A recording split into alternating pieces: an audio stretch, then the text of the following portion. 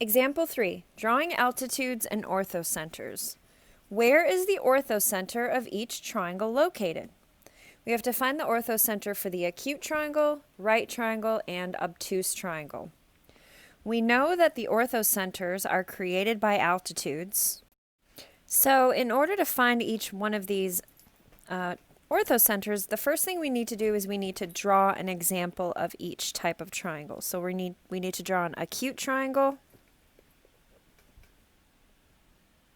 Make sure all three angles are acute. We need to draw a right triangle and make sure we have one right angle as best we can. And then we need to draw an obtuse triangle and make sure that one angle is obtuse. So the altitude is the height of the triangle.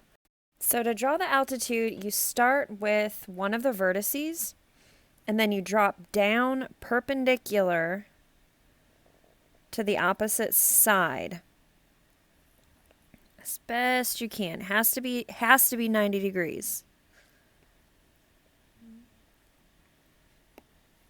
Same thing with the other side. The hardest thing is to get it to be 90 degrees. And then same thing with the last side. 90 degrees. So they all intersect here. At this point, we'll call that point P.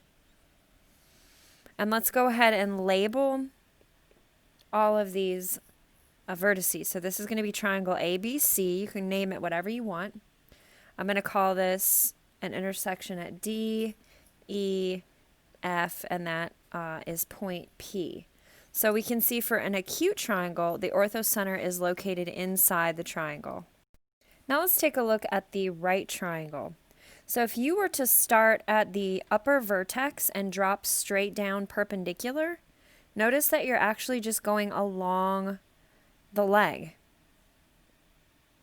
If you were to go to the other vertex and drop down perpendicular, you're just going along that leg as well. And then if you go to the last vertex and drop down perpendicular, you're going through the center, kind of through the center, but you're kind of cutting that triangle. And they all intersect right here at this point, and we'll call that point P. Well, we don't even need to call that a different point, because if we name our triangle like LMN,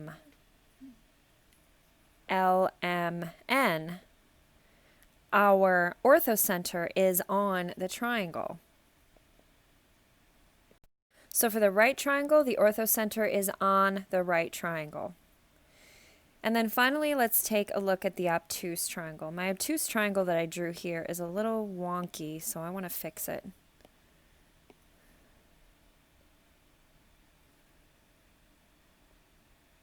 There we go.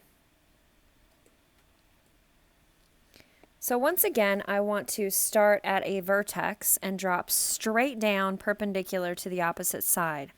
Well, if I drop straight down perpendicular, I'm not intersecting the opposite side for an obtuse triangle.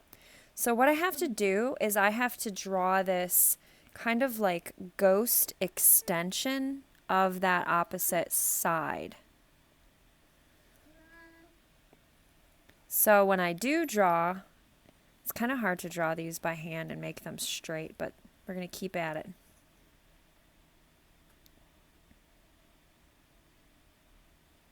There we go.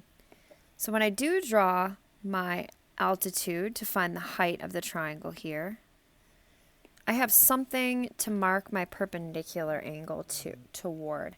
And then I'm going to keep that going and kind of draw that ghost altitude beyond that side. I am going to do the same thing with the other angle.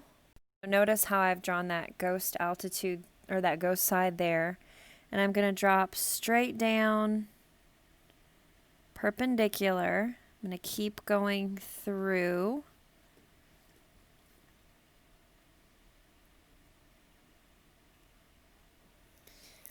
And then for the last one,